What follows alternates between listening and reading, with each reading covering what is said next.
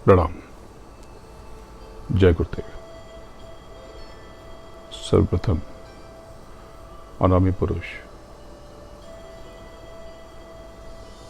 सदगुरु परम पूज्य बाबा जय गुरुदेव जी महाराज के चरणों में कोटि कोटि प्रणाम करता हूँ। तत्पश्चात आपको और आपके आज्ञा चक्र पर विद्यमान आपकी सूरत, आपकी रूह, आपकी आत्मा जो जीव में बन के जीवात्मा हो गई, उसको भी प्रणाम करता हूँ।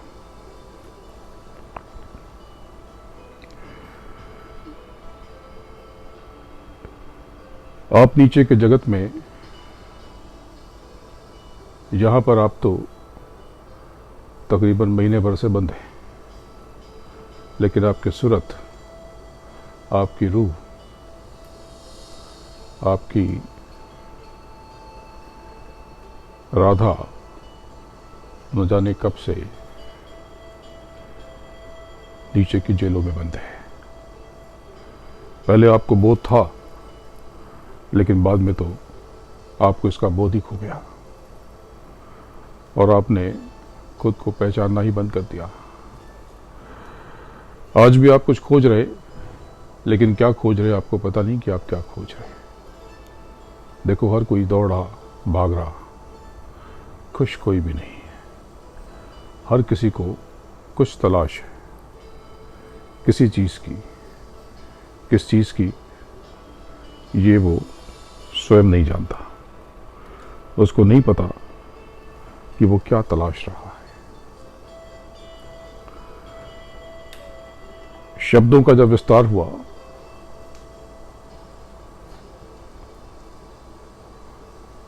और नीचे 16 पत्र उतारे गए और उसके बाद नीचे उन दरियों के लोक मालिक ने अता फरमाए और फिर नीचे सूरतों का छोटा सा खजाना, यानी कि आप सब नीचे उतारे गए।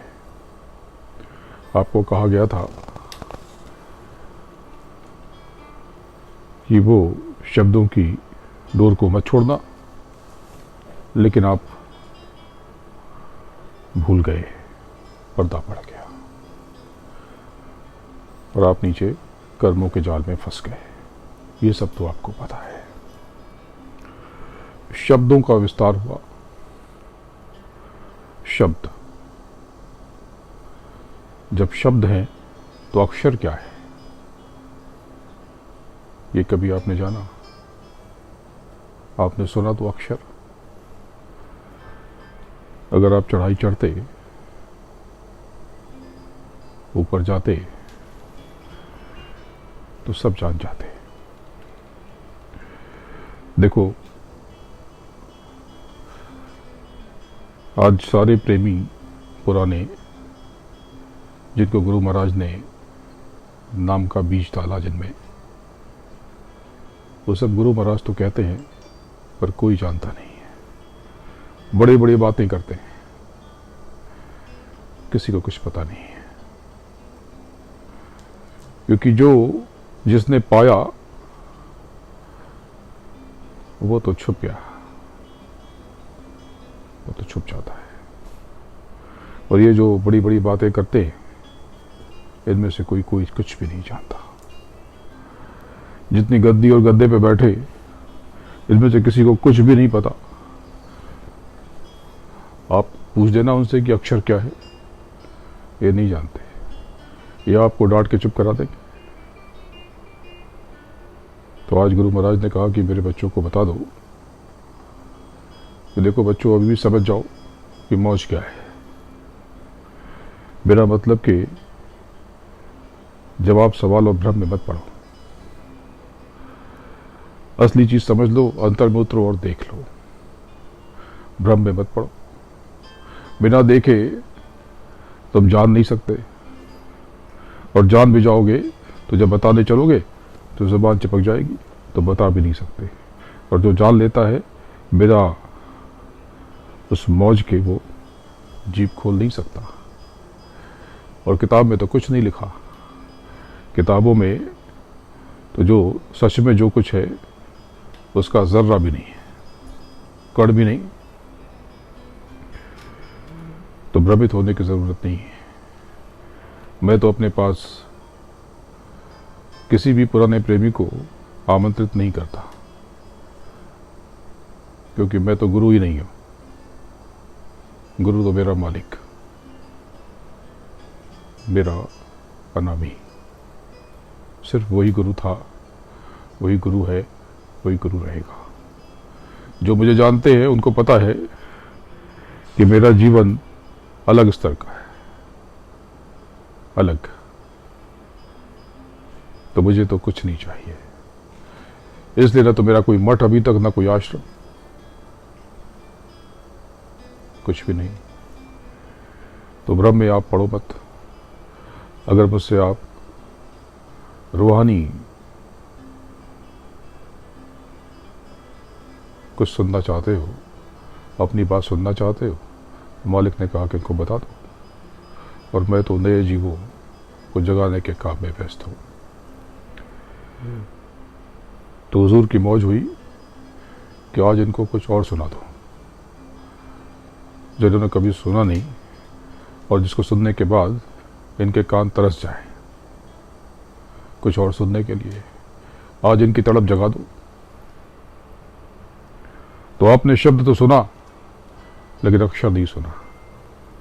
ये अक्षर क्या है? अक्षर इन 16 धनुओं में छुपा हुआ है, इन 16 पुत्रों में छुपा हुआ है। अक्षर कहते हैं राम को। राम यानी जो 10वें द्वार के मालिक, उनको गुरु महाराज ने रारंग बताया, यही पार ब्रह्म है। शब्द सृष्टि का मूल है, जबकि अक्षर राम है। ये 10वें द्वार के मालिक, इन्हीं को अक्षर कहते हैं।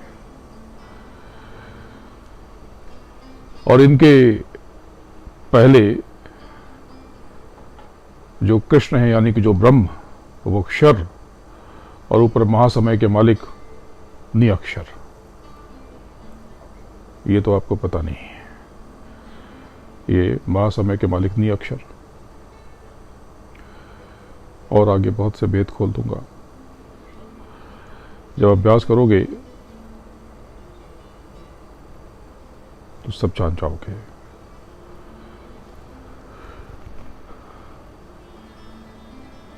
सहस्दल कवल तक सुरत बूंद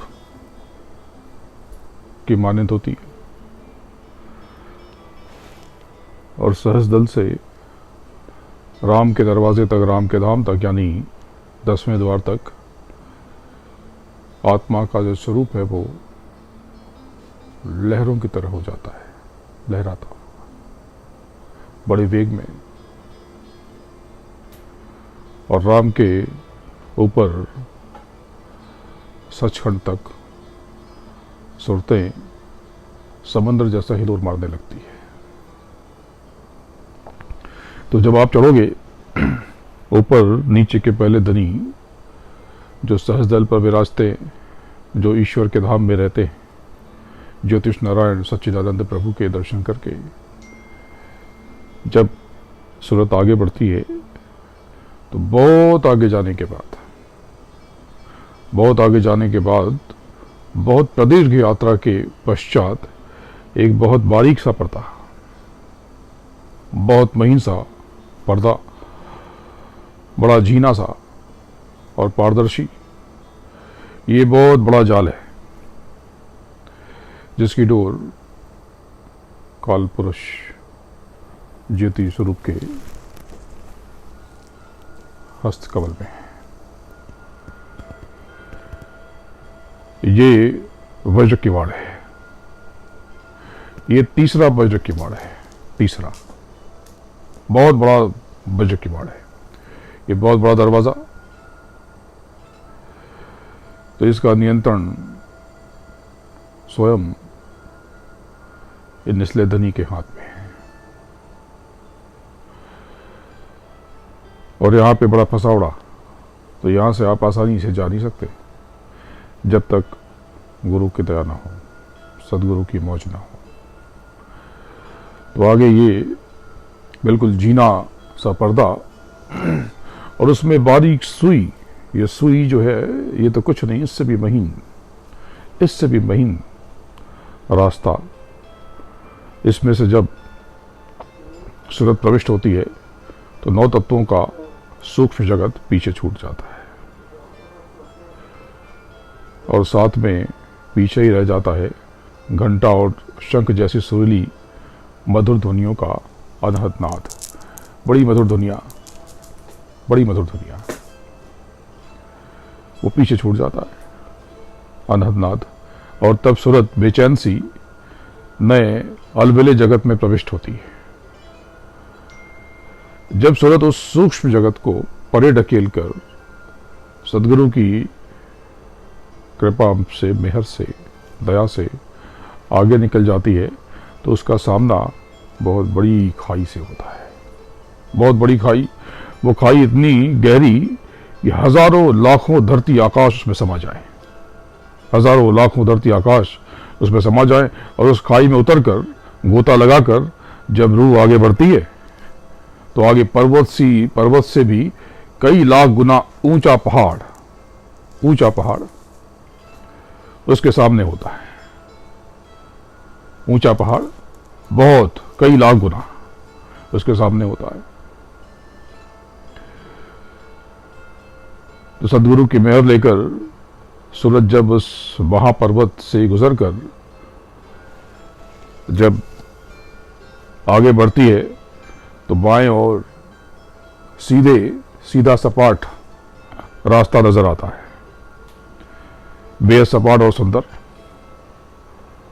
और दाहिनी तरफ का रास्ता बेहद कठिन, बहुत दुर्गम। बाएं और सीधे जाने का मार्ग से भ्रम है जो आत्माओं को, सुरतों को वापस पीछे ढकेल देता और नीचे गिरा देता है। असली रास्ता तो दाईं ओर है, दाहिनी तरफ। दाएं मुड़ते ही सदगुरु रूहों को दर्शन देते हैं और आत्माओं में नई ऊर्जा का संचार होता है। इस तरह रास्ते को बंक कहते हैं, बंक।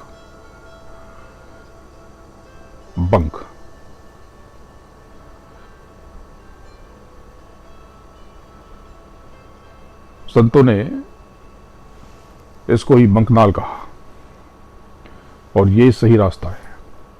जब कभी आप चढ़ना तो इधर उधर नहीं जाना, दाहिनी तरफ याद रखना, वहीं पर गुरु महाराज मिलेंगे आपको। और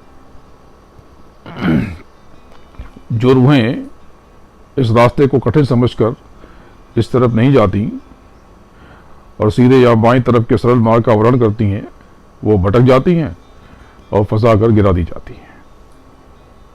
तो दाहिनी तरफ खड़ा सदगुरु सूरत को अंगीकार करता है, स्वीकार करता है और जोगजीत सूरत का स्वागत करते हैं और सूरत के चारों तरफ कवच बन जाते हैं और आगे की यात्रा पर ले जाते हैं। बहुत आगे जाने के बाद में सूरत के सम्मुख उसके कर्ण में एक अनोखा स्वर प्रस्फुटित होता है। आकाश में अति मधुर धमक व गर्जन जैसी गूंज रूबरू होती है,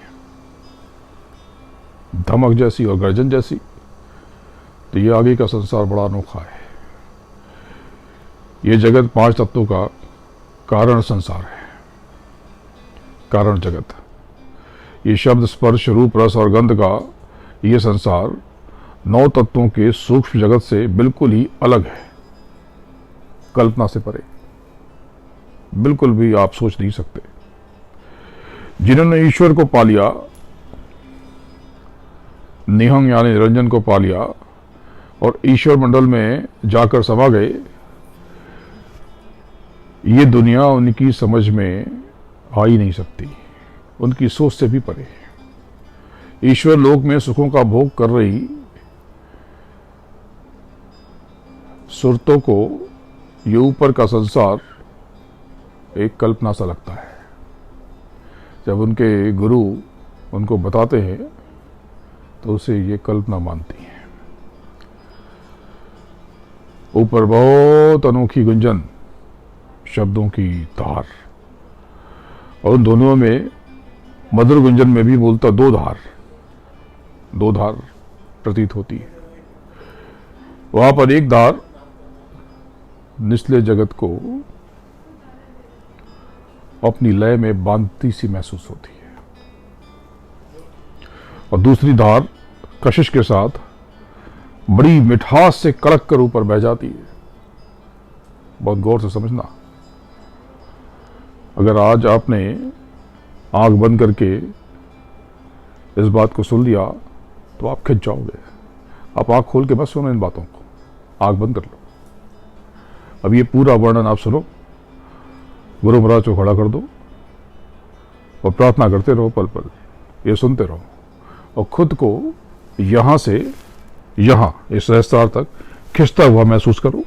ऊपर खींच लो खुद को, तो क्या पता आज ही लौ लग जाए, हुजूर की दया हो जाए।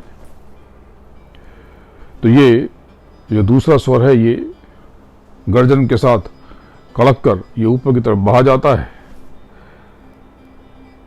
ये दोनों धार एक अद्भुत स्वर निर्माण करती हैं। उसकी व्याख्या इस जीवा से मुमकिन नहीं है। आगे जो मकाम रूबरू होता है उसे संतों ने नभ कहा। यह बहुत अद्भुत आसमानी लोक है। यह 5 तत्वों का कारण जगत है, और इसी को प्रथम सुंद भी कहते हैं, पहली सुंद या पहला सुंद।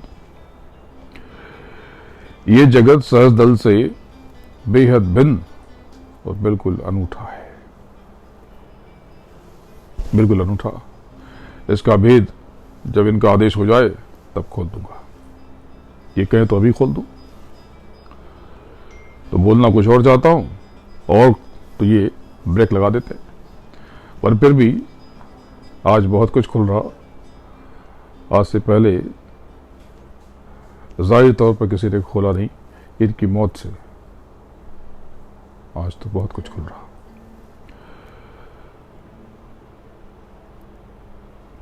तो वहां एक विलक्षण प्रकाश की किरणें, झुंड प्रकाश की किरणों का वो सूरतों को थाम लेता है। वो गुलाबी सी वो किरणें बहुत अनोखी, उसमें थोड़ी दिलीमा भी है और थोड़ी लालिमा भी। उन किरणों के स्पर्श में बहुत सुख है, बहुत आनंद है। इसमें बहुत भेद है, लेकिन हुजूर कह रहे हैं कि आगे ले चलो इनको। तो ठीक है, आगे जब आप बढ़ते हो तो एक बहुत बड़ा सरोवर, वो मानसरोवर नहीं, ये सरोवर दूसरा। ये सरोवर जल का नहीं है, इसमें रूहानियत का नूर है। बहुत बड़ा सरोवर, और उसके आगे, बहुत आगे जाने पर बड़ा अद्भुत दृश्य दृष्टिगोचर होता है, एकदम विलक्षण। वहां एक महीन सी धमक सी ध्वनि की लंबी तान ऊपर उठकर एक बड़ा आसमान बना रही। यह अनोखा स्थान गगन है। इसकी अधिक व्याख्या फिर कभी करूंगा, लेकिन आज भी बहुत कुछ खोलने की कोशिश करता हूं, क्योंकि ये सब कुछ जो देखेगा वही जान सकेगा। तो अपने गद्देदारों, बंद आंख वाले गुरुओं से पूछ के तो देखो, उन्हें इसका कोई पता नहीं है, क्योंकि ये किताबों में लिखा ही नहीं है। तो क्या बताएंगे। आज आपका भाग्य हो गया, हुजूर ने खोल दिया। वहां पर धमकती सी महीन तान की 2 धाराएं ऊपर उठती और ताल से टकराती बहुत ऊपर, और उनकी टकराहट में खन सी आवाज नहीं होती। वो आवाज हुंग या हुंग करके एक उभरता हुआ स्वर प्रकट करती हैं और आंग जैसा स्वर बनता है। इसमें दो धार, तो हुंग और आंग।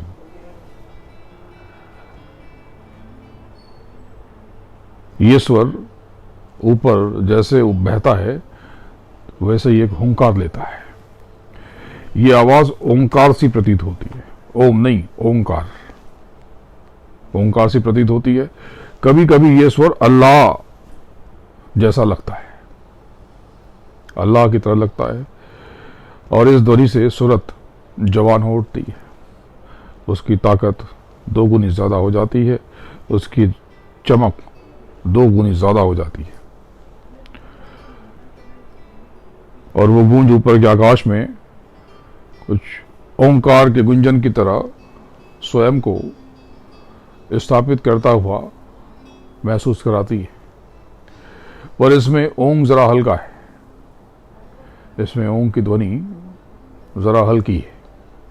ये ओम ऊपर की ओर खिंचता सा लगता है, इसलिए ओंकार सा महसूस होता है। ये हुंकार ये ओम का स्वरूप नहीं, ये दोनों ध्वनियों का जो स्वरूप है, इससे जो ध्वनि बनती है, ये हुम और ऊपर की तरफ उठता वहां तो हुंकार जैसा या ओंकार जैसा महसूस होता है।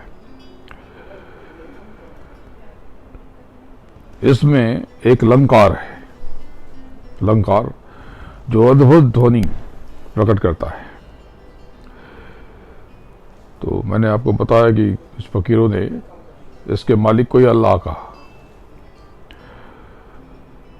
पर उसका भेद बाद में खोलूंगा, क्योंकि बहुत से फकीरों ने, अल्लाह और खुदा में बहुत बड़ा भेद है। पहले संतों ने, कुछ फकीरों ने ज्योति स्वरूप को भी अल्लाह कहा। तो ये कैसी बात हो गई? ये फर्क क्यों है? ये फर्क नहीं है, ये तो शब्दों की व्याख्या की बात है। ये वैसी बात है जैसे ब्रह्म, पार ब्रह्म और पूर्ण ब्रह्म, तो सब ब्रह्म।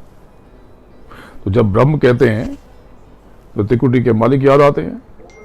तो फिर ये पार ब्रह्म और पूर्ण ब्रह्म, तो पूर्ण ब्रह्म को भी लोग त्रिकुटी के मालिक समझ लेते हैं, जबकि पूर्ण ब्रह्म तो सचखंड का मालिक है, वही पूर्ण ब्रह्म है। तो ये शब्दों का तो बहुत से फकीरों ने उनको ये अल्लाह कहा, लेकिन ये अलग है। अभी इनकी व्याख्या करूंगा।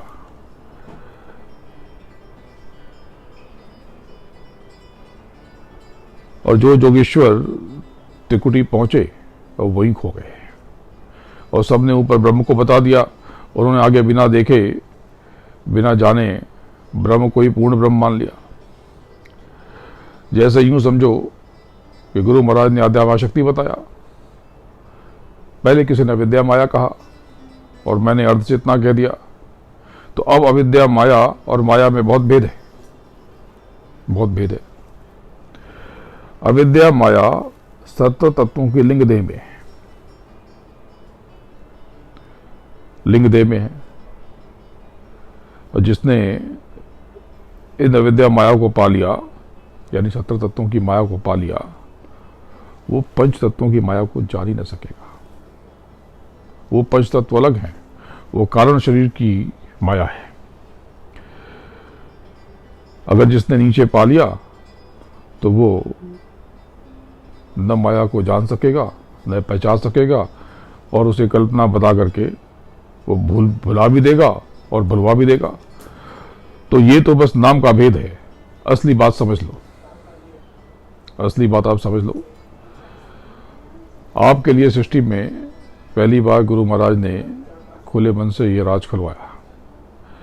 इनका रूप स्वरूप अगर गुरु महाराज की पहुंच हो जाए तो नीचे से ऊपर और आदि से अंत तक सब अभी आज खोल दो। बहुत गौर से सुनना।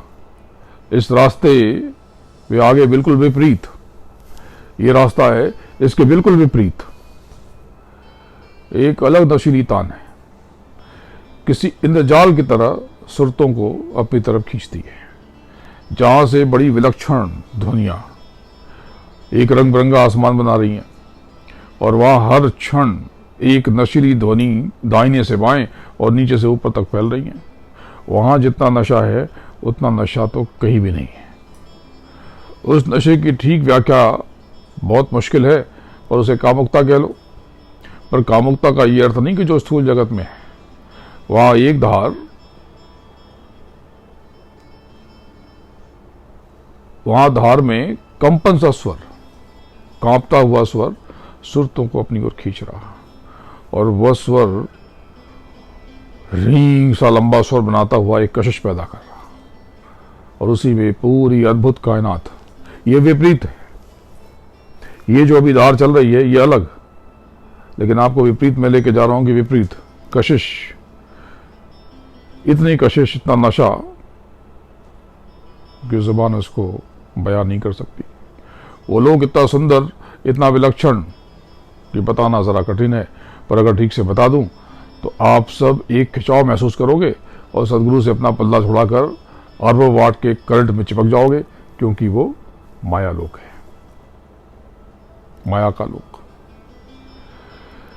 इसका रास्ता ही विपरीत है। आज तक माया का परिचय किसी ने नहीं कराया, क्योंकि ये जितना बताया गया वो भी बहुत ज्यादा है, इतना भी कहीं लिखा नहीं है। बिना अभ्यास के इसका पूरा वर्णन आपकी समझ में नहीं आएगा, आप नहीं समझ पाएंगे। देखो, लेकिन अभी जब आप सुन रहे हो तो अपना ध्यान ऊपर रखना, एकदम ऊपर, यहाँ पर आंख बंद रखना, और अपने भीतर सदगुरु की, गुरु महाराज की दया और उसका खिंचाव आपको साफ महसूस होगा। गगन के आगे महागगन है और इसके आगे गुरुत्व पथ।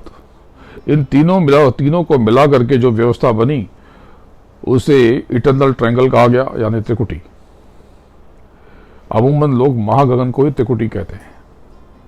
त्रिकुटी के 3 केंद्र हैं, 3 केंद्र, गगन, महागगन और गुरुत्व पद। लेकिन जो त्रिकुटी जब शब्द आता है तो ये महागगन को कहते हैं। ये महागगन तो बहुत विलक्षण, आपने आज से पहले ये सुना नहीं, न कहीं लिखा गया। अब गौर से सुनो, जो खुलने जा रहा, जो कहा जा रहा,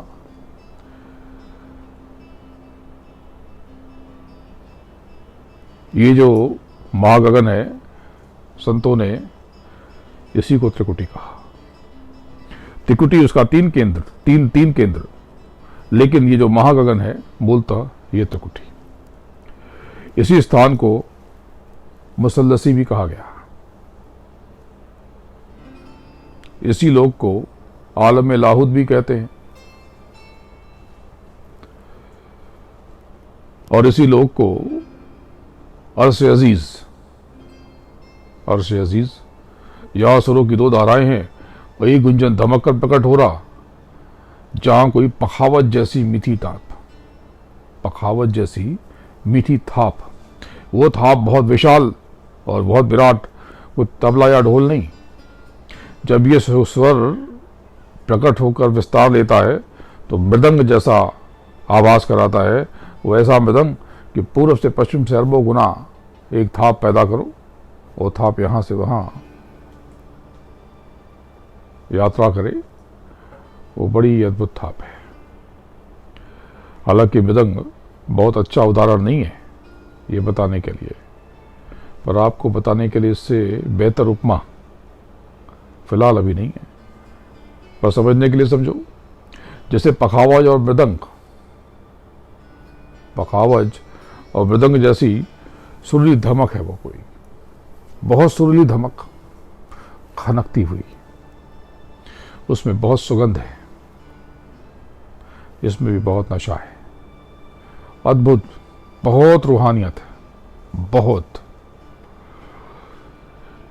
ये जब ऊपर उठती है तो एक विलक्षण गुंजन बन जाती है, और वो अनोखा संगीत रूहों को खुद में लपेट लेता है।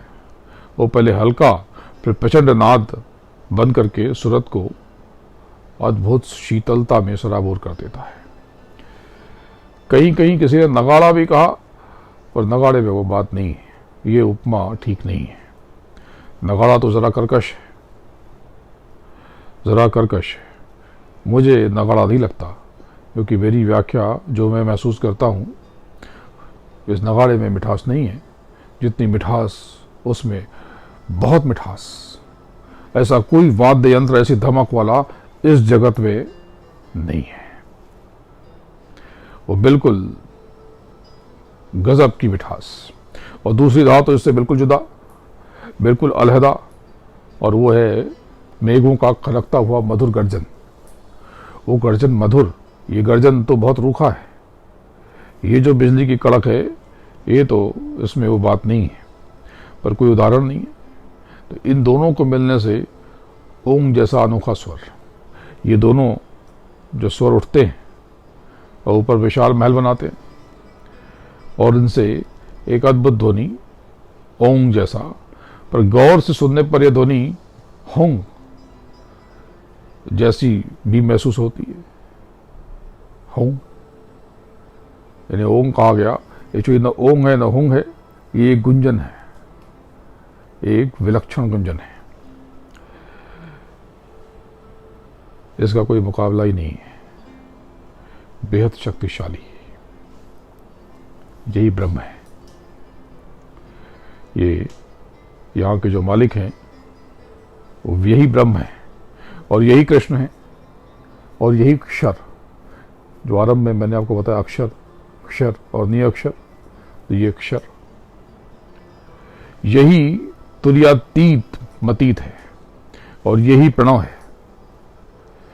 बिना इनके कोई भी नियंत्रक शब्द विन्यास पूर्ण नहीं हो सकता। कोई भी मंत्र इनके बिना पूर्ण नहीं हो सकता, अर्थहीन है, वो क्रियान्वित ही नहीं हो सकता। जैसे कि आज जब आप फ़ोन इस्तेमाल करते हो, तो जब वॉइस कमांड देते हो तो कोई आगे एक विशेष शब्द लगाते हो। जैसे जो लोग आईफोन यूज़ करते हैं वो कहते हैं हे सिरी, और जो लोग गूगल यूज़ करते हैं वो कहते हैं ओके गूगल। तो ऐसे ही ये प्रणव है। तो ये इनका जो नाम है, इनका जो गुंजन है, वो प्रणव, इनके बिना कोई भी नियंत्रक शक्ति या सत्ता पूर्ण हो ही नहीं सकती। यहाँ बहुत बड़ी बड़ी हसीन पर्वत श्रृंखला जैसे लाल रंग का विस्तार है। ये लाल रंग ऐसा नहीं जैसे यहाँ धरती का लाल रंग है, वो लाल बहुत विलक्षण। इनका जर्रा जर्रा इस लाल रंग का एक एक कतरा जैसे अनमोल रत्नों का भंडार है। इन रत्नों से बहुत ज़्यादा हसीन, बहुत ज़्यादा दिलकश, और हर जर्रा समूची कायनात से विशाल। बहुत गौर से समझना, अब जो राज खुलेगा इसको समझो इसको। ये हर जर्रा उस ब्रह्म का समूची कायनात से विशाल, एक एक कतरा। यहां पर बड़े बड़े सूरज चांद और तारों सितारों का लोक, पर यहां के ब्रह्म के जो तारामंडल है, आप उसकी कल्पना भी नहीं कर सकते। ये जंजीरी द्वीप के तारामंडल से बिल्कुल अलग है। और उस कृष्ण के लोक में, यानी ब्रह्म के लोक में, बड़ी विशाल रचनाएं हैं, बहुत विशाल रचनाएं। इसके मध्य में बड़े जगमगाते प्रकाश से रूहानियत के बगीचे। इसके लिए शब्द नहीं है, उपमा नहीं है। और इस बगीचे में एक विशाल महल सा लोक है, यही द्वारिका है। वो एकदम उच्च स्थान है ऊपर का, वही द्वारिका है। उस विशाल महल में जहां पर धनी विराजते हैं, इनका स्वरूप एक विराट वृत्त है। इनका रूप एक विशाल विराट वृत्त है। विराट नहीं बल्कि उनको महाविराट कह लो। यूं समझो कि इस महावृत्त का एक जर्रा या कण ले लो, एक जर्रा इस महावृत्त का, ये जो धनी है, इतने विराट महाविराट, उनका एक कण ले लो। आज गौर से सुनना, इस कण मात्र में उस महाविराट धनी यानी ब्रह्म यानी कृष्ण यानी तुर्यातीत मतीत, उनके एक कण में संपूर्ण ईश्वरी मंडल और 14 भुवन, त्रिलोक और त्रिलोकी सब समा जाएंगे। ये सब आपने सुना नहीं। आप देखोगे तो वो दृश्य बहुत विहंगम, और रो पड़ोगे कि बहुत सांसें व्यर्थ कर दी। और ये सब आप इस देह में ही देख सकते हो, अन्यथा कभी देख नहीं सकते, अन्यथा कभी देख नहीं सकते। तो ये बड़ा अद्भुत,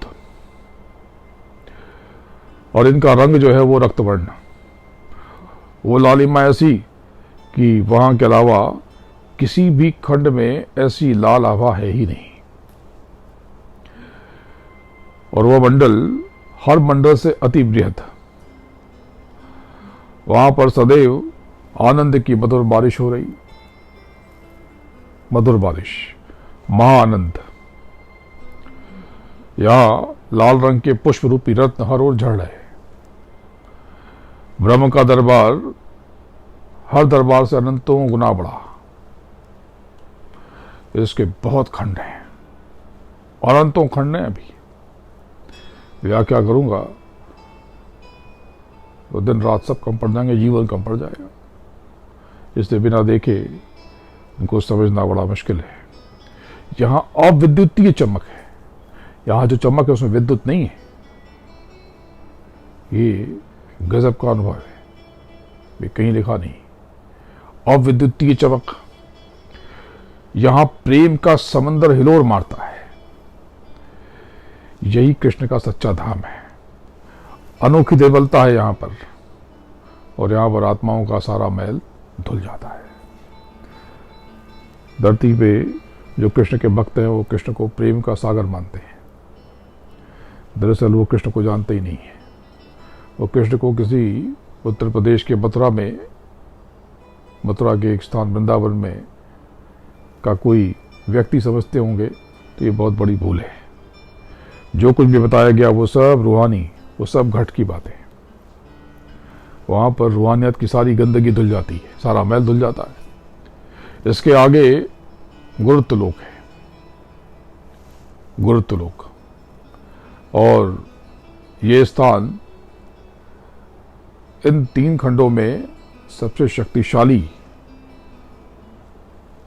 सबसे ज्यादा ताकतवर, पावरफुल स्थान है। यहां का भी आकाश घोर लाल है। उस लाल से ज्यादा चमक इसमें, और उस लाल से ज्यादा नशा इसमें।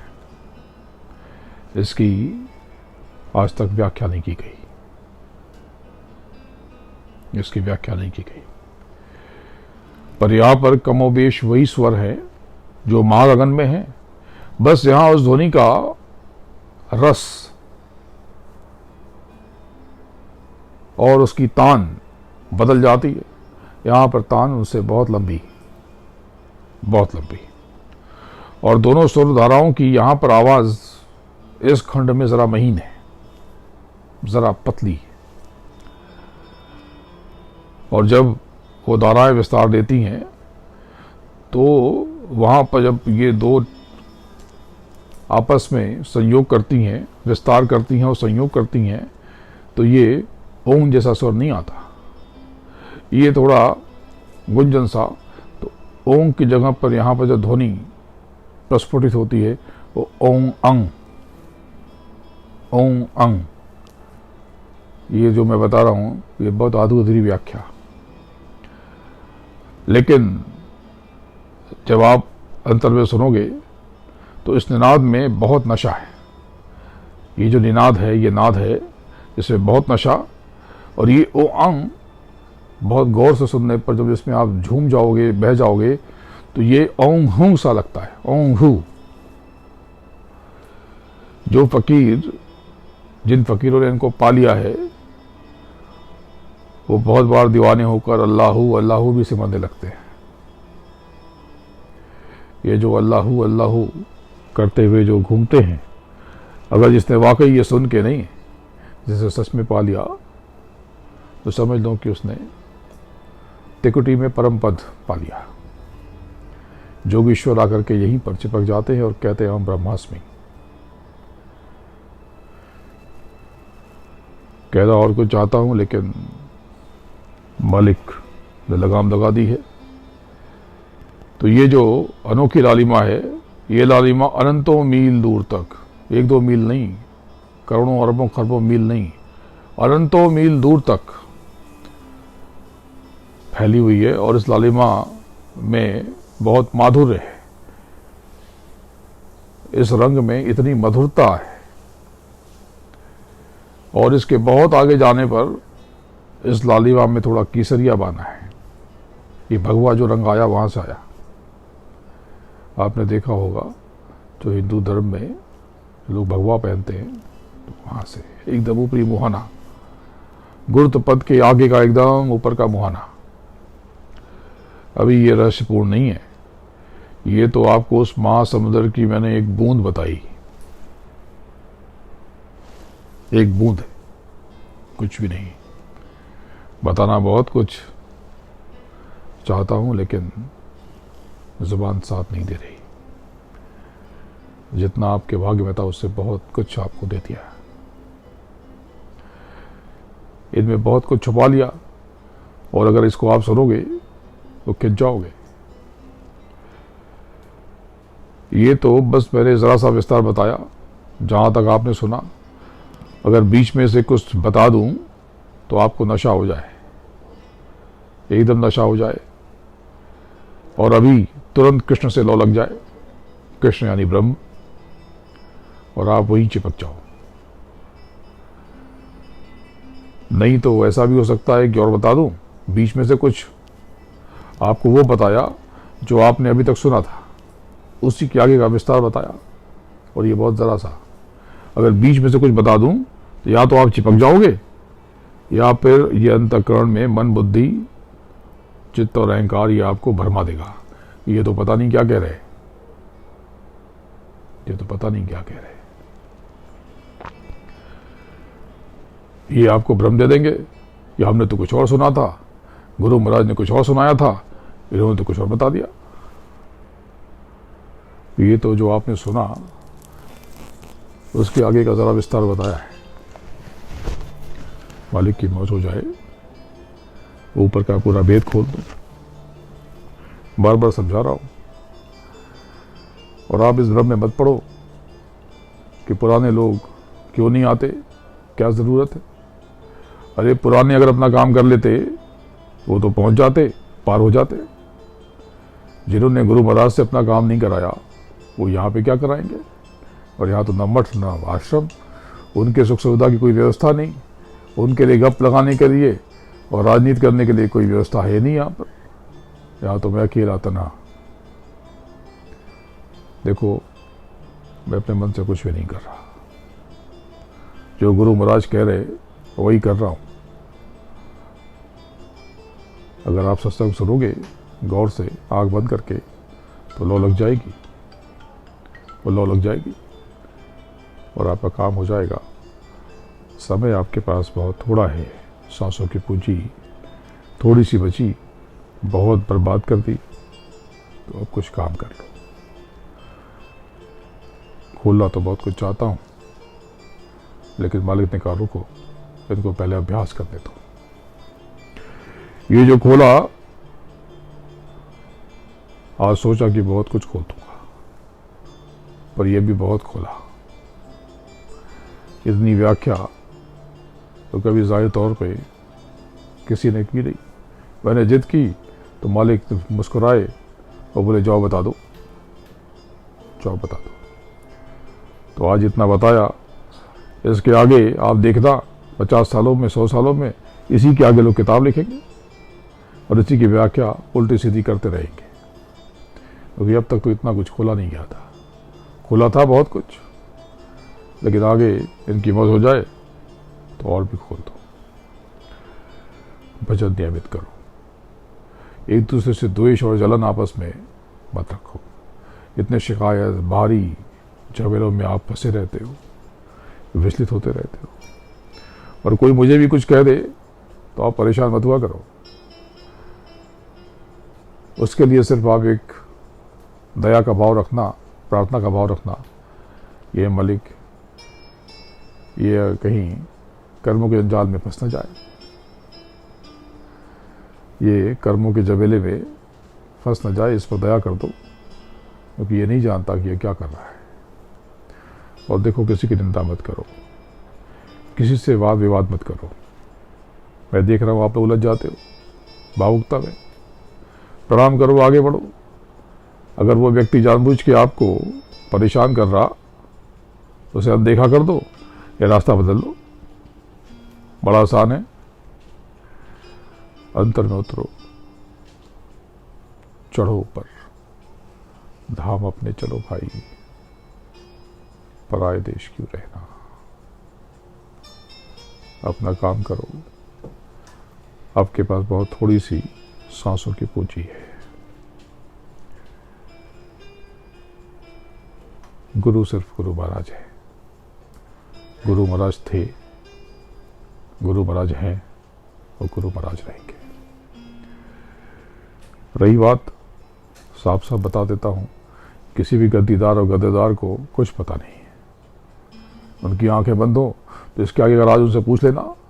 उनसे कहो इसके आगे का सुना दो, इन्होंने इतना सुनाया है, इसके आगे का बता दो। इनसे सुनो, पुत्रों का राज पूछ लो, मैं आज ही खोल देता। मैंने तो कहा कि खोल दूं, तो मलिक मुस्कुराए, वो बोले रुको।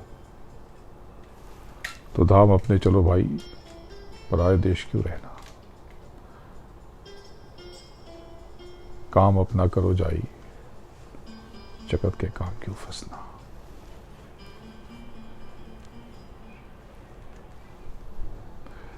कम से कम 3 घंटा इस लॉकडाउन में आप साधन भजन में दो। कम से कम बाहरी क्रियाकलाप बंद करो, बाहरी गतिविधियां छोड़ो,